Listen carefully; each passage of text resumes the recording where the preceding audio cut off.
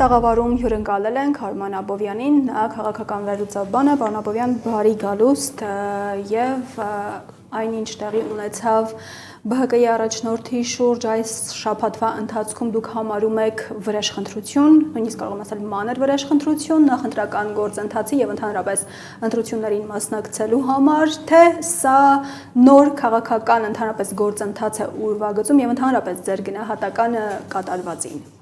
Շնորհակալություն հրավերի համար, նախ թույլ տվեք օգտագործելով հնարավորությունը շնորհակալություն հայտնել այն մարդկանց, ես չեմ չափազանցնում, հազարավոր մարդկանց այն նոր հեռախոսահանջատեցի կրկին պատասխանում է, որ շնորհակալություն, որոնք իրենց սատարումը հայտնեցին Գագիկ Ծառուկյանին, Բարգավաճ Հայաստան կուսակցությանը։ Ինչ վերաբերվում է պատճառահետևանքային բոլոր երանգներին, ապա տեսեք, մենք ունենք մի իրավիճակ, երբ որ ձեր թվարկած, պատճառները, այո, իրենք կարկային եւ մեկը մյուսին չի հակասում, ես կավելացնեի երկու եւս դրդապատճառ, դա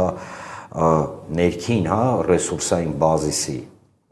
միգուցե վերաբաշխում է եւ ամենակարևորը դա արտաքին խաղացողների, մասնավորապես Թուրքիայի, Ադրբեջանի սրտով, այսպես ձևակերպեն կամ հաճո գործընթացը։ Չմոռանանք, որ այս իշխանության կոնստրուկտիվ գործընկեր, եղբայր, չգիտեմ, շատ են սիրում իրան։ Ոման Ալիև Իլհամը հայտարարել էր 44-օրյա պատերազմից հետո, որ Ադրբեջանը ունի սկզբունքային խնդիր թույլ չտալ Հայաստանին ապաքինվել, դուրս գալ այս իրավիճակից եւ նույնիսկ թվարկել էր մի քանի, ասպեկտ, որից ամենակարևորը այն էր, ես այս պարագայում, ոնց որ մի քիչ դուրս կմղեմ, դա տնտեսական ողնաշարի կոտրելը։ Տեսեք, շատ տարօրինակ համընկումներ են լինում։ Եկեք դնենք հələ մի կողմ, ամբողջ հուզական պահերը եւ պարզապես հասկանանք։ Հայաստանի Հանրապետությունը առհասարակ յուրաքանչյուր պետություն ունի 3 հիմնարար, սկզբունքային տնտեսական հենք, որի վրա հենվում է։ Դա էներգետիկան է, դա տնտեսությունն է, էքսպորտ գնացող մեր պարագայում գյուղատնտեսությունը եւ դա ստրատեգիկ ոլորտներն են, որոնք պետությունը դարձնում են պետություն։ Հետից հետո այդ ներողություն եմ խնդրում, հիմարագույն այդ ինչ որ մոդուլային ատոմակայաններ, բաներ, ես պատասխանատու հայտարարում եմ, որ այդ ամբողջ գործընթացը, որը օրինակ կապված է հեծի հետ, որը օրինակ կապված է գյուղմթերքի մատակարարման հետ եվրոպական շուկաներ, որը կապված է օրինակ միացնելու հայկական էներգետիկ համակարգը,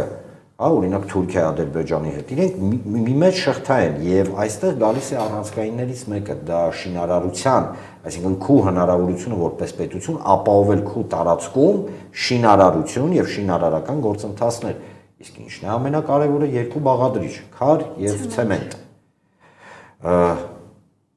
Ակնհայտ է, հասկանում եք, մենք կարող ենք շատ երկար բարակ բաներ խոսել, բայց երբ որ դու նայում ես իրավիճակին հուզական կողմը դնելով մի կողմ եւ ազգանունները, Փաշինյան եւ այլն մի կողմ, դու ակնհայտ տեսնում ես, որ բոլոր գործողությունները իրականացվում են համաձայն այն տեսլականի, որը ըստ էության գերակայում է Ադրբեջանում եւ Թուրքիայում։ Սա ակնհայտ է։ Գագիկ Ծառուկյանի մասով պարոն Քոչարյանը արդեն կարծում եմ ամեն ինչ ասեց այն պահով, որ այո, փորձ է արվում ջարդել ընդդիմության, ասենց հիմնական խաղացողներին, բայց չի ստացվում։ Եվ այդ չի ստացվումը, գիտեք ինչով է պայմանավորված։ Պայմանավորված է ոչ միայն մարդկային այդ տոկունությունով, տղամարդկությունով, եթե կցանկանաք, նկատել եք, չէ՞, վերջերս տղամարդկություն բառը քիչ են օգտագործում։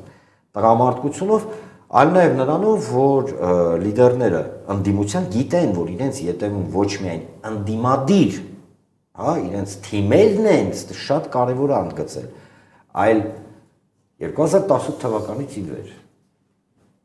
այսօր մենք ունենք մի իրավիճակ, երբ որ Հայաստանի Հանրապետության քաղաքացիների բացարձակ մեծամասնությունը,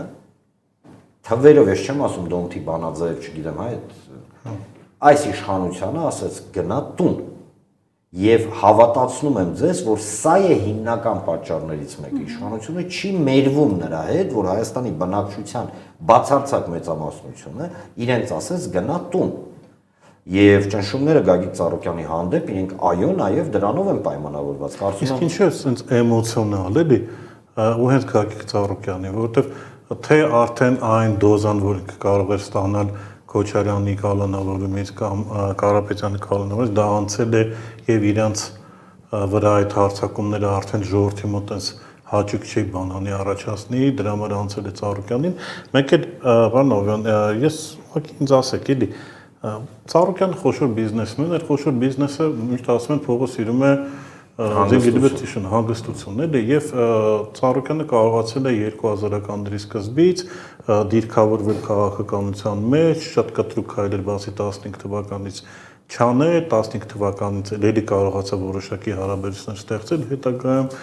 ինչն է պատճառը, որ հիմա այսպիսի ճակատային բան է գնում եւ Նիկոլ Փաշինյանն էլ եմ ասում, ես այսպիսի մարդու հետևից ընկնելու վրեժ քինախնդրություն լուծել, չգիտեմ, առույց մերցնելով եւ այլն, ես վաղուց չէի տեսել։ Սկսեմ վերջից։ Ձեր նշված ժամանակահատվածում երբեք ոչ մի քաղաքական ուժի առջև կամ ոչ մի քաղաքական լիդերի առջև չէր կանգնած խնդիր մնալ հայ, թե մնալ խոշոր գործարար, մնալ հայ, թե մնալ падգամավոր, մնալ հայ, թե մնալ չգիտեմ, վարչապետ, նախագահ, մնալ հայ, թե օրինակ, չգիտեմ,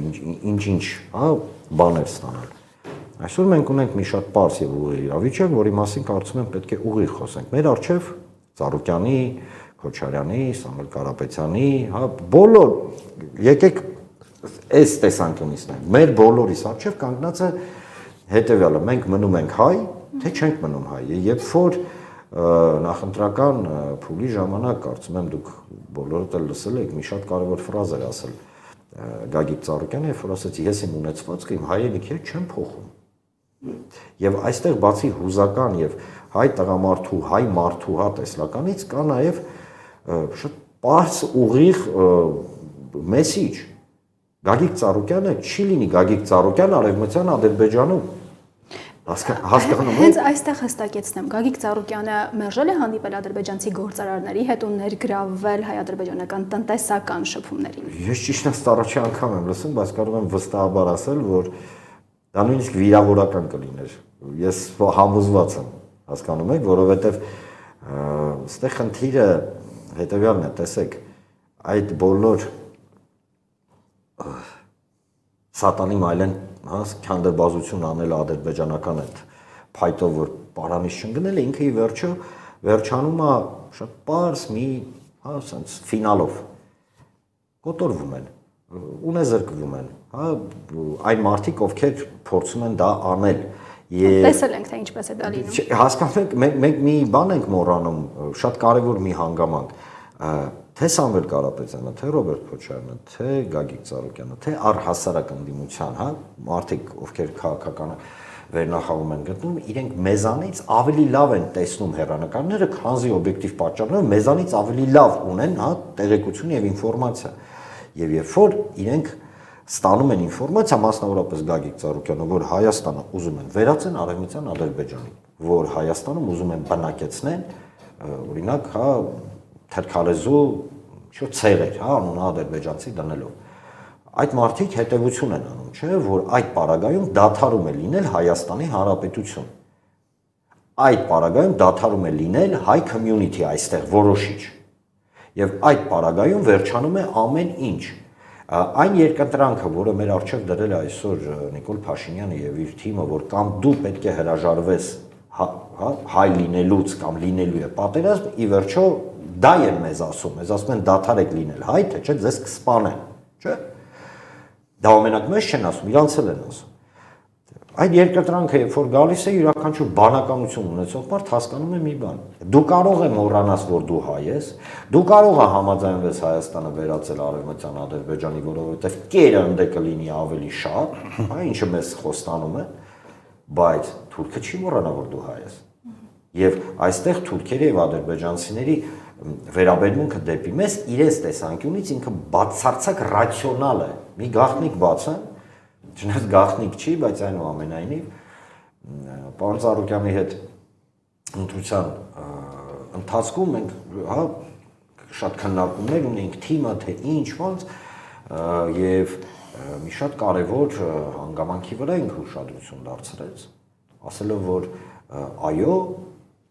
Ադրբեջանի ատելությունը դեպի մեզ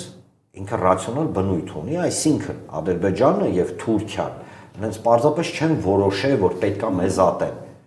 Այդ մարդիկ ոչ որ ցեղեր են, եկել են ստեղ, համաձայն պատմական տրամաբանությանը պետք է ամրապնդվեն, իսկ ամրապնդվելը պետք է լինի բնիկ տեղացի ապրողների հաշվին։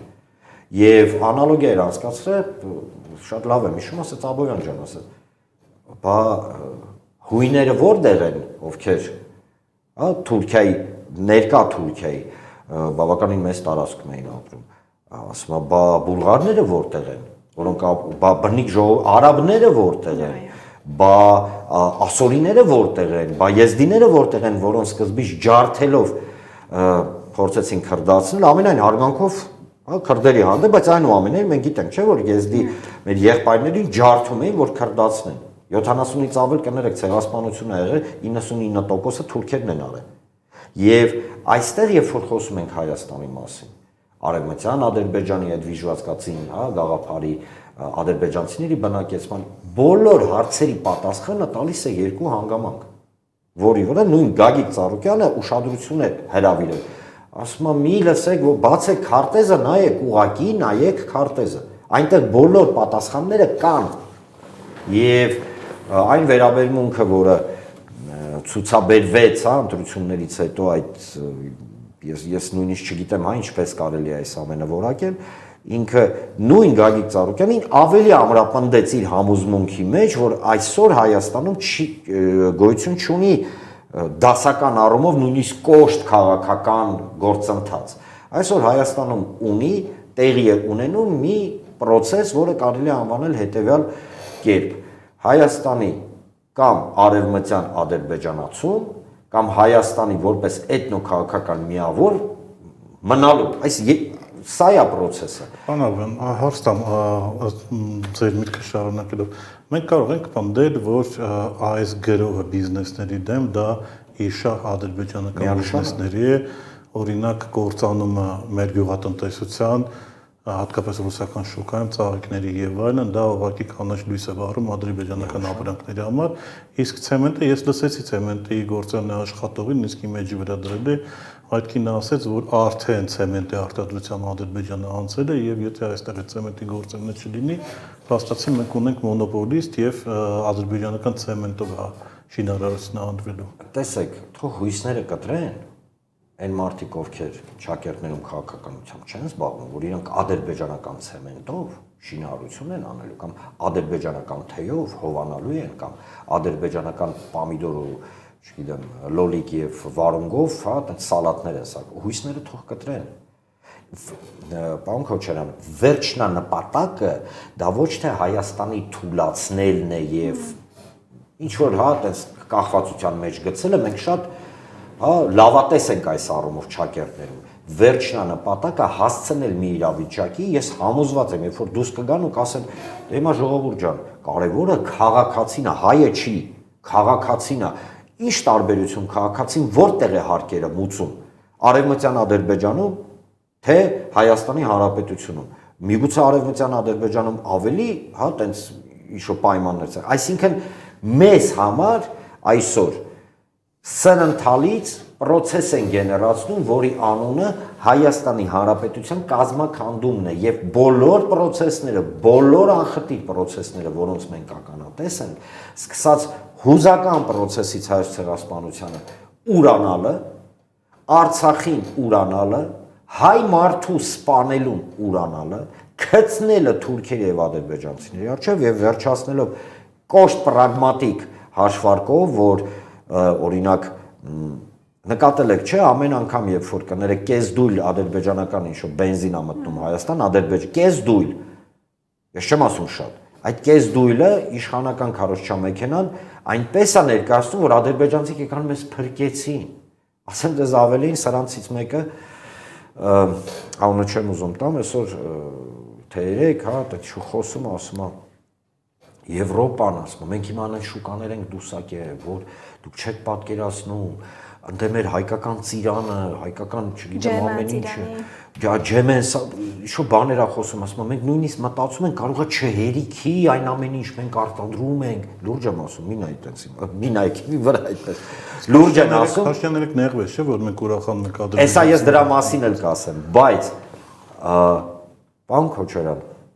հիմա պատկերացեք, սա լսում է Երևանում ապրող օրինակ այս իշխանությանը թերևս, հա, համակրող ինչ-որ մի մարդ։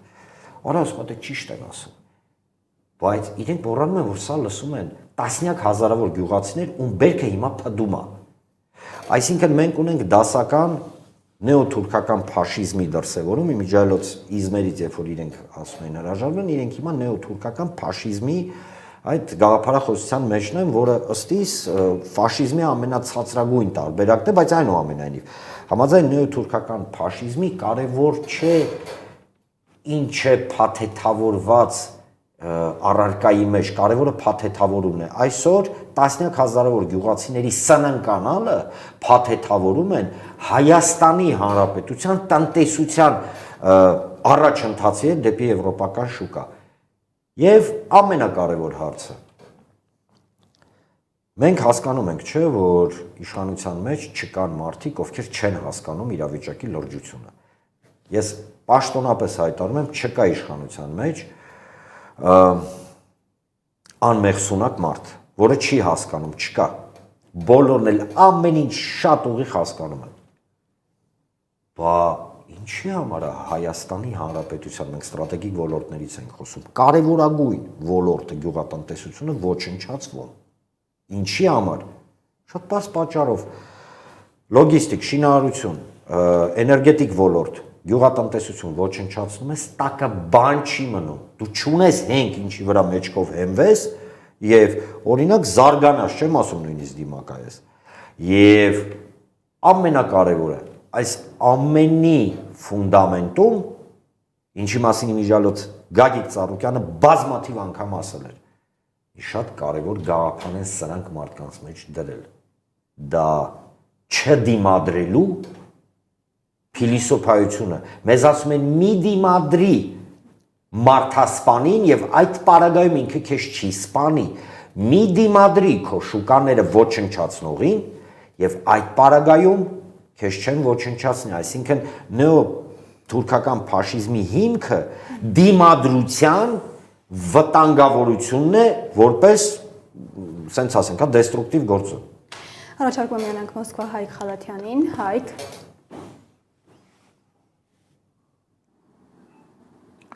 Ողջունում եմ Արմանին, Արման, այսպեսի մի հաց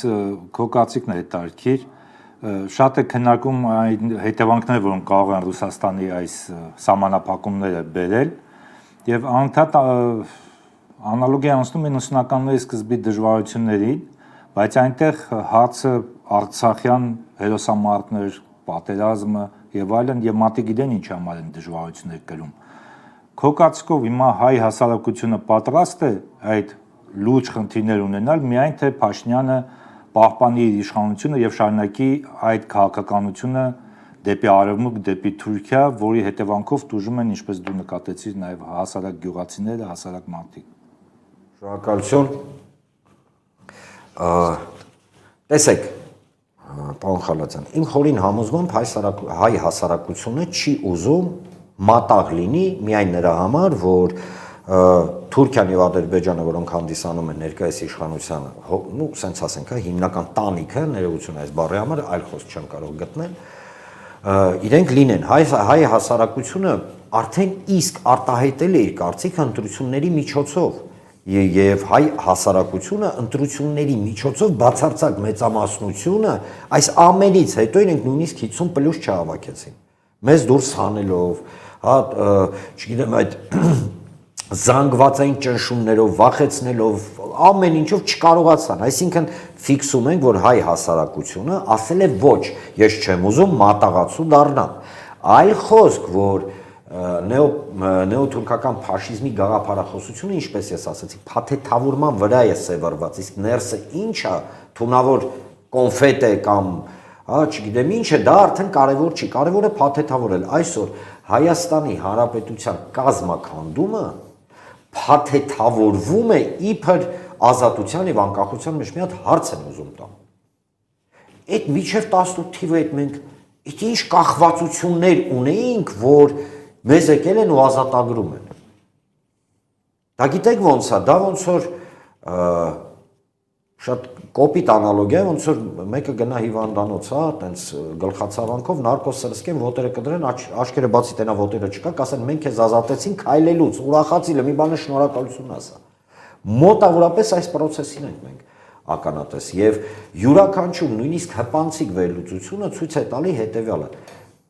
ճանապարհ դեպի Եվրոպա գոյություն չունի։ Ավելին ասեմ, ես պետք է Alpha News-ի եթերում հայտարարեմ, որ եվրոպացիները մեզ հետ բացարձակ ազնիվ են։ Իրենք ասում են ձեր ճանապարհը Թուրքիայի դռնով է։ Պարզապես մենք չգիտես ինչու որոշել ենք, որ այն դռնով, որը բաց չի Թուրքիայի համար դեպի Եվրոպա, այսել հիշեցնենք, Թուրքիան Եվրոմիության անդամ չի։ Բայց գիտեք ամենա ուղիղ ճանապարհը դեպի Եվրոպա հայերի համար Թուրքիայի տարածքով որտեղով էր անցնում։ Դերձորի անապատով։ Այս սրա մասին մեզ ստիպում են, որ մենք մոռանանք։ Սա է, ուրիշ ճանապարհ չկա։ Դերձորի անապատ եւ մի քանի հազար հայ հասավ, չէ, Եվրոպա։ Դերձորի անապատով։ Մի քիչ դեպի հյուսիս գնանք, հա։ Շատերի մոտ, այդ թվում իմ մոտ, հա, այնպեսի կարծիք կա, որ ամեն դեպքում Գագիկ Ծառուկյանի հետևից ընկնելով այդ ռեպրեսիաների անունով Փաշինյանը նաև փորձում է հարց լուծել ԵԱՏՄ-ում, հա, որովհետև փաստացի Ղրղստանի ու Ղազախստանի հետ որոշակի շփում եւ լեզու է գտել, Ռուսաստանը եւ Բելարուսի հետ չունի։ Ղրղստանը, Ղազախստանը թուրքական պետությունների, դա էլ է զարմանալի, որ Հայաստանի Հանրապետության ղեկավարը ԵԱՏՄ-ում ավելի շատ թուրքական պետությունների հետ է գործանում, հա, այսպես ասենք, իսկ Ռուսաստանի եւ քրիստոնյա Ռուսաստանի, քրիստոնյա Բելարուսի հետ աչքով չունի։ Դա էլ է հետաքրքիր, այդ արդեն ուսանողները կամ հետազոտողները կարող են դա էլ ուսումնասիրել։ Գագիկ Ծառուկյանը պատանդ է հայ-ռուսական, հայ-բելորուսական բանակցություններում, Գագիկ Ծառուկյանի ֆակտորով փորձում է ինքը կանխել դեկտեմբերին ԵԱՏՄ-ի գագաթնաժողովին Հայաստանի հարցն է քննարկվելու, սարսնելու, թե ընդհանրապես ԵԱՏՄ մնալու, թե ոչ։ Ես ճիշտն ասած այսպես կպատասխանեմ, իրավունք չեմ վերապահում ինձ ենթադրություններ անել, բայց կարող եմ ասել հետևյալը, որ հաշվի առնելով այս իշխանության իսպար, հա, բացակայությունը Կարմիրի գծերի ամեն ինչում, իսպար, հա, որտեղ Միշուստինի հետ հանդիպելուց հետո, երբ որ որևէ բան չեղավ, կալոնավորեցին արդեն։ Միգուցե իրենց հաշվարկներում դա, հա, իրենց գլխի մեջ դա պահում են եւ այլն, այո, շատ հնարավոր է ես միանշանակ չեմ կարող պնդել, բայց այն վերլուծությունը, որը դուք եք ներկայացնում, ինքը այո, տեղ ունի, մենք կարող ենք դա ենթադրել, որովհետև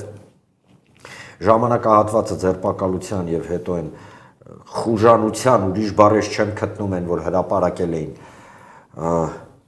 Գագիկ Ծառուկյանի հետ կապված է, այդ որ գետնին են փռում, որ մարդը շփտում է։ Մենք հրաժարվեցինք Alpha News-ում դա ընդհանրապես տեղադրել։ Ես էլ իմ կայքերում կայքերից նկատի ունեմ սոցհարթակներում չեմ տեղադրել շատ բարձ պատճառով դե լավ չեմ ուզում հիմա հուզականության մեջ մտնեմ բայց ամեն ինչ էլ հնարավոր է ասեմ ձեզ ավելին սա ըստ էության ցույց է տալիս հետեւյալը որ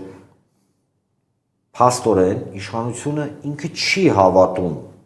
որ եվրոպացիները կամ ամերիկացիները կգան իրենց կփրկեն, եթե հավատար չէր անի, չէ՞, այս այլ մեթոդաբանությամբ կգնար։ Երկրորդ իշխանությունը գիտի, որ ոչ մի եվրոպական շուկա, ամերիկյան շուկա չի բացվի, եւ երրորդ իշխանությունը գիտի Թուրքիայի եւ Ադրբեջանի իրական նպատակների մասին, այսինքն Հայաստանի Հանրապետության կազմաքանդման, այլ խոսք, որ ինքը այդ նպատակները փորձում է խաղացնի իր օգտին։ Եվ հաշվի առնելով ձեր հիմնավոր ենթադրությունը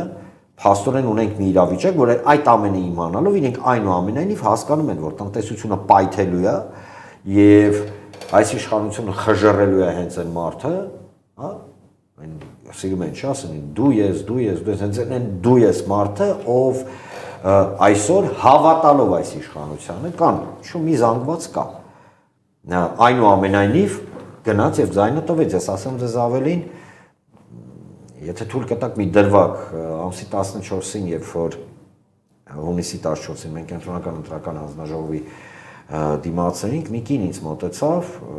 եւ սկսեց բղավել ու մազերս պոկել, ես ճիշտ վայ ընկերուի քաղաքացի Տիկին ջան եւ այլն, գիտեք ինչ է համար, ֆանտաստիկ մի իրավիճակ էր, ասում է ես մինչեւ այս պահը հավատում էի իրան, ու իշխանությանը ձենս տվել եմ, բայց ամսի 14-ն է, բայց ասում է ես, որ իմացա, որ ինչ-որ սոցիալական բաներից կտրել էին, էլի, դե հիմա կրճատումները չէ գնում, վերջացավ, ժողովուրդ ջան, վերջացավ, որ Արդեն համավճարը համավճար, սոցիալական աջակցության ծրագրերը կրճատվում է, թանկացում եւ այլն, եւ այդ կինը կանգնում ասում է ես հիմա խնդիր ունեմ ապրելու։ Ես երբեք ինձ թույլ չեմ տա, երբեք ոչ մեկի հանդեպ չարա ծիծաղ կա, չէ՞ տենց ինչ-որ ուրախ։ Երբեք ես հայ տղամարդ եմ ու կյանքում ինձ թույլ չեմ տա հայի դժբախտության վրա ուրախանամ։ Բայց ես նայում եմ այդ տիկնոջը, այդ տիկինը ինքը ոնց որ այն պատկերն էր հավաքական, այն իրավիճակի եւ այն մարդկանց ինչ տեղի է ունենում։ Եվ հաշվի առնելով այս ասը չէ, ասեց զավոդի կեսը բան Փաշինյանն է ընտրել։ Մի բան ձեզ ասեմ, երբեք այսա ուղիղ եթերում առաջին անգամ եմ ասում։ Այդ որ ընտրակաշարք, չգիտեմ ինչ, ճնշում գործադրել, այդ որ տենց բաներ են տարածում ու այդ պատրվակով հա հարյուրավոր մարդկանց են ձերբակալում, նաև Բարգավաճ Հայաստանից։ Ծառուկյանի սկզբունքային ես պնդում եմ, սա եւ պատրաստ եմ յուրաքանչյուր հարթակում այս տեսակետը եւ իմ ասածը թե ապացուցել, թե առաջ տանել։ Երբեք չի եղել, որ ինքը ասի, օրինակ, չգիտեմ, իր աշխատողները պետքա ինձ ընտրեն։ Ես հաշվի առնելով ձեր հարթակը, հա, հիմա չեմ ուզում, գիտեք, sense ավելի հուզական բաներ ասեմ, բայց թիմի բոլոր անդամներին այ հիմա նայում են երեխեքը, թիմակիցները մեր, թիմի բոլոր անդամներին ասվել է, ով ուզում է պետք է հանգարց մտքներովը չանցնի մարդկանց ընտրության վրա, թեթև նույնիսկ հայացքով ազդեցություն ունենակ։ Ինչի համար, որովհետև իր համար սկզբունքային էր, սկզբունքային եւ սկզբունքային մնացել է մարդու ազատ արտահայտվելու իրավունքը, ասեմ ձեզ ավելին, 21 թվին էլ անուն է եղել, 21 թվականից մինչև հիմա մենք կոնյակի գործարանում մարդիկ էին աշխատում, ովքեր ունենք մաղարիչ էին անում, որ Փաշինյանը ընտրվել է։ Բայց նույն մարդը նստեց գլուխը բռնած, տեսել եք այդ կադրերը, ասես Փաշինյանը ընտրի, ինձ առանց հացա թողել։ Մենք չգիտեինք։ Ինչ է անելու թիմը հիմա, որոնք են լինելու ձեր գործողությունները։ Պարզ է, թե ինչ է անում Նիկոլ Փաշինյանը ձեր ընկալմամբ, համենայն դեպս այն ինչ ասացիք հասկանալի է, որն է լինելու ձեր արձագանքը։ Ուրեմն բոլոր այս զարգացումները մեր մոտ կանխատեսելի էին, թե Գագիկ Ծառուկյանի, թե իր թիմի, հա, մենք գիտեինք, որ հնարավոր են այսպիսի զարգացումներ։ Մենք գիտենք, որ հնարավոր է շարունակվի, հա, բռնաճնշումները։ Մենք գիտեինք, որ այս իշխանությունը յուրաքանչյուր քայլի կգնա եւ հետեւաբար մենք ունենք քայլերի հաջորդականություն։ Կարող եմ միայն մի բան ավելացնել։ Դուք ունեք գաղտնի պլան։ Քայլերի հաջորդականություն։ Այո։ Եվ այստեղ կարող եմ ասել միայն մի բան ուղիղ նայելով տեսախցիկի մեջ։ Հույսներդ կտրեք, որ կարող ենք սահմանադրության կամ օրենքների խախտման գնան կամ սահմանադրության խախտման։ Փառք Աստծո, Հայաստանի Հանրապետության սահմանադրությունը, ադմինիստրատիվ եւ քրեական օրենքները այնքան լայն դաշտ են բացում յուրաքանչյուր անդիմադիր ուժի գործողության համար։ Այլ խոսք, որ իշխանությունը կարող է դրան ուշադրություն չդարձնել, բայց մեր բոլոր քայլերը լինելու են բացարձակապես օրենքի շրջանում։ Բռնաճնշումները կարող են կոնսոլիդացնել անդիմադիր ուժերին եւ ընդհանրապես պետք է ըստ ձեզ այդպիսի կոնսոլիդացիա։ Ալֆա Նյուզի եթերում են գաղտնիք են բացում, արդեն կոնսոլիդացիան գնում է։ Գնում է ոչ թե sense ջաջաները նստած, sense կոնսոլիդացվում են, հա ինչ որ բաներ են խոսում, ոչ։ Դա գնում է այն մակարդակում, երբ որ տարբեր քաղաքական ուժերի ջաթագովները հասարակ մարդիկ իրար փողոցում տեսնում են եւ իրար այնպես են բարևում, որ իրենք մի թիմ են, իսկ մի թիմը գիտեք ո՞րն է։ Հայ ժողովուրդը, հայ ազգը։ Մենք բոլորս մի թիմ ենք։ Հայաստանի Հանրապետության եւ հայերը բոլորը մի թիմ են։ Այս գաղտնիքն էլ բացեցինք, հիմա ինչ ուզում են թող անեն։ Ու իհարկե կա այլ թիմ, կա թիմ մարդկանց, ովքեր որոշել են, որ իրանք օրինակ ավելի լավ է լինեն շակերտներում հպարտ քաղաքացի, քան թե հայ։ Կա թիմ, որը փորձում է համատեղել հպարտ քաղաքացի եւ հայ։ Կա թիմ, որը հասկանում տարբեր թիմ են, բայց ամենամեծ թիմը Հայաստանի հայ համայնքն է։ Ես հասկանում եմ, որ պարոն Քոչարյանը հաշվի առնելով մեր բազմամյա ընկերությունը չդիմացավ եւ կատակեց աշխարհի։ Նա դա բոլորովին լուրջ է ասում եւ արժանապատիվ է ասում։ Ես գիտեմ, բայց դրա հետ մեկտեղ կարող եմ ասել հետեւյալը։ Ամենամեծ թիմը դա, հա, թիմ դուք հասկանում եք գաղափարական, հա, տեսլական, հայ, դու թիմ չէ, ազգն է, հայ ազգն է, եւ այստեղ բնավ կապ չունի, ով է համակրում, ինչ է անում, ոնց է անում, ասեմ ձեզ ավելի նույնիսկ ես կան մարդիկ ում ովքեր ոչ իմ հետ, ոչ պարոն Քոչարյանի, ոչ ձեզ հետ, ոչ ընդդիմության հետ, հա, դասական առումով համաձայն չեմ, բայց այդ մարդիկ հայ են ու լավ էլ հայ մարդիկ են ու ես ձեր այն որ ասում եմ, ցավը տանեմ, ներողություն եմ խնդրում պարոն Քոչարյան։ Կայֆա չէ։ Պարոն Աբովյան, վերջին հարցը ստամ, կարող եք չպատասխանել, կարող եք պատասխանել հայտնի ֆրազայի վերջավորությամբ։ Ամեն սահմանադրական բարեփոխումների հանրակրվեից առաջ Գագիկ Ծառուկյանին վրա գրող է գնում, ճնշում են։ Совпадение։ Ես հասկանում եմ ձեր հարցի ենթատեքստը, ճիշտ ասած չեմ, անկեղծ եմ ասում, չեմ մտածել այս հարցի շուրջ, բայց կարծում եմ, որ եթե նախորդ սահմանադրական փոփոխությունների հետ կապված մենք բոլորս էլ ունենք կոշտ վերապահումներ Բարգավաճ Դեմիրի եւ այլն, բայց ներողություն դա միգուցե վատ, բայց Հայաստանի Հանրապետության սահմանադրություն էր։ Հիմա մեզ ասում են, որ պետք է լինի 4-րդ հանրապետություն, այսինքն արևմտյան, չեն ասում արևմտյան Ադրբեջան, որ հանգստրամադրություններս չընկնի։ Բայց ըստ էության մեզ ասում են կամ արևմտյան Ադրբեջանի սահմանադրություն, կամ Հայաստանի Հանրապետության սահմանադրություն։ Ինչ վերաբերում է պարոն Ծառուկյանի հետ կապված այդ զուգադիպությունները,